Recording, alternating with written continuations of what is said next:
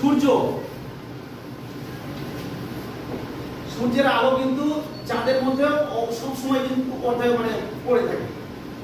সূর্যের আলোটা চাঁদের মধ্যে কি সব সময় থাকে, কিন্তু চাঁদ যখন কি করতেছে পৃথিবীর চতুর্দিকে ঘোরে, তখন কিন্তু ঘোরার কারণে তার আলোকিত অংশটা আমার পৃথিবীতে। চাঁদ কি আমাদের পৃথিবীর একমাত্র উপগ্রহ। চাঁদ কি রে?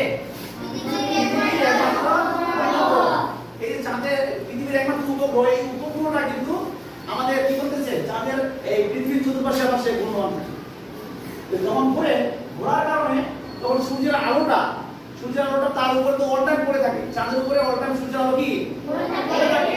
এই যখন এই যে সূর্য এবং চাঁদ যখন একবারে খাড়া সোজাসুজি হয়ে থাকে, তখন কিন্তু চাঁদের যে আলোটা পড়তেছে সেটা কিন্তু উপরে থাকতেছে, আমার পৃথিবীতে আর পৌঁছায় না। পৃথিবীতে আর পৌঁছায় না, বুঝতে পারছো? পৃথিবীটা এই যে আমাদের এখানে, এই যে চাঁদ কিন্তু চতুর্পাশে পৃথিবীর চতুর্দিকে ঘোরে, পৃথিবীর চতুর্দিকে সে ঘূর্ণন করছে। সূর্যের আলোটা তার সূর্য এবং চাঁদ যখন একদম মুখোমুখি হয়ে থাকবে, সোজা আকার ধারণ করবে, তখন কিন্তু সূর্যের আলোটা এই পাশে পড়তেছে, আর পৃথিবী কিন্তু এখানে। পৃথিবী কোথায়? এখানে। তাহলে কি আমরা আলোটা দেখতে পাবো চাঁদে? সূর্যের আলোটা দেখতে পাবো? তাহলে চাঁদও দেখতে পাবো না। চাঁদ টোটাল চাঁদটা কি হবে? অন্ধকার, পুরোটাই অন্ধকার হয়ে থাকবে। ঠিক আছে?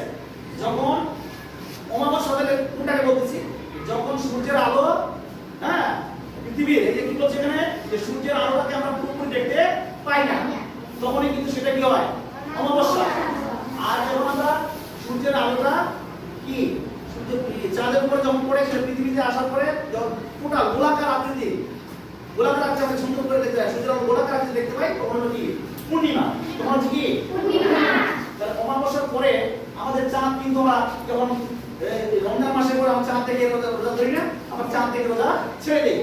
চাঁদ যখন আমরা দেখা যায় না, চাঁদ উঠলে আমরা রোজা ছেড়ে দিই। এই যে এখানে অমাবস্যার পরে আমাদের চাঁদটা কিন্তু সুন্দর করে এরকম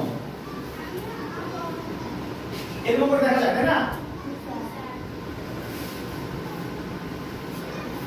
একটু এরকম করে